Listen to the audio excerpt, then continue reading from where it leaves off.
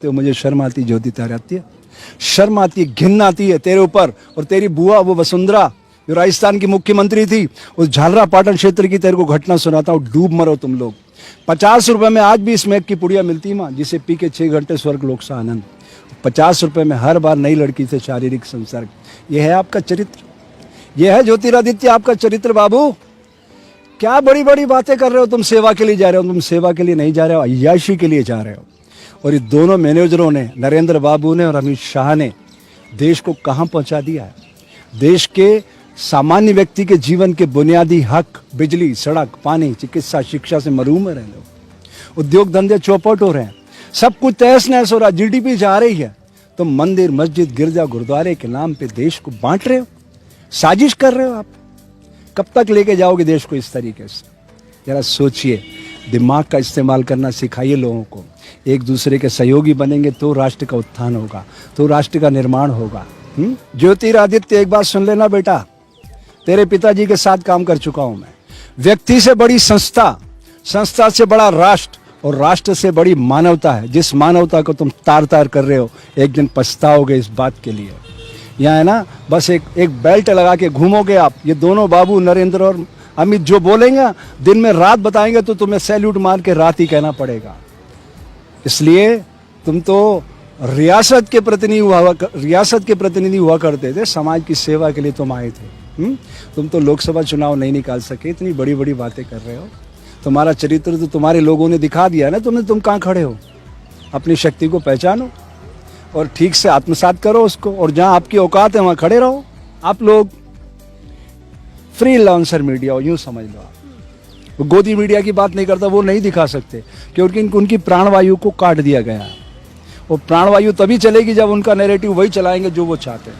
मैं freelancer media के माध्यम से देश के आम आदमी से पूछना चाहता हूं कि इन 6 सालों में, जब से ये गुजराती भाई दोनों आए हैं, देश की सत्ता पर काबिज हुए हैं, इन्होंने देश के हालात क्या कर दिया? आप बताइए। देश को तोड़ने की साजिश कर रहे हैं, ये नैरेटिव पूरा बदलना चाहते हैं। क्यों? आपके मन में ये प्रश्न उभरना चाहिए। रोजगार के अवसर किधर हैं? उद्योग धंधे खत्म, नोटबंदी आई, जीएसटी आई, ट्रिपल आया, 370 आया, अब घर वापसी आएगा, राम मंदिर आएगा। लाखों मंदिर मैं आपको दिखा सकता हूं जहां दीपक भी नहीं जलते हैं। उन मंदिरों को अच्छा बनाओ ना। अरे इन मंदिरों की जगह बढ़िया स्कूल खोलो, कॉलेज खोलो, मेडिकल कॉलेज खोलो, इंजीनियरिंग कॉलेज खोलो, रिसर्च की विंग खोलो, तो भारत के बच्चे दुनिया के मस्तक पे भारत का नाम सुशोभित करेंगे। इससे कुछ नहीं होने वाला है। इस मंदिर, मस्जिद, गिरजा, गुरुद्वारे में आज तक वो मिला है किसी को? वो पंचमहाभूत को चलाने वाला, इस सृष्टि को चलाने वाला कौन है, आज तक कोई जान सका? सोचिए आप कहाँ ले जा रहे हो देश को आप। दुनिया ड्रोन पे उड़ रही है, बच्चे अपनी बॉडी पे वो ड्रोन का सिस्टम लगा के हवा में उड़ रहे हैं, और हम क्या कर रहे हैं? मैं हिंदू, मैं मुस्लिम, मैं सिख, मैं ईसाई।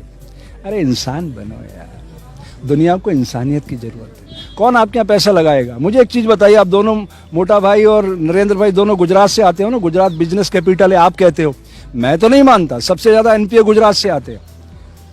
और ये भी मैंने अपनी जिंदगी में 63 साल की उम्र में पहली बार देखा कि गुजरात के दोनों आदमी, प्रधानमंत्री और गृह मंत्री, सत्ता का विकेंद्रीकरण की बात करते हो आप तो सत्ता को काबिज करके बैठ गए हो। है कौन बैलेंस करेगा उसको? ये पंचमहाभूत देख रहे हो, अलग अलग है लेकिन एकाकार हो जाते हैं। तो इस पवित्रता को धारण करते हैं ना, तो भारत दुनिया के मस्तक पे सुशोभित हो सकता था।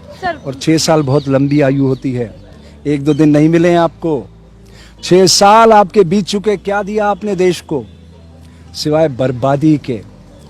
जागिए मेरे देश के मतदाताओं, नरेंद्र बाबू और अमित शाह और ये ज्योतिरादित्य, इनकी जमानतें जब्त करवाइए और नोटा को प्रत्याशी बनाइए और एक नए भारत का निर्माण करिए।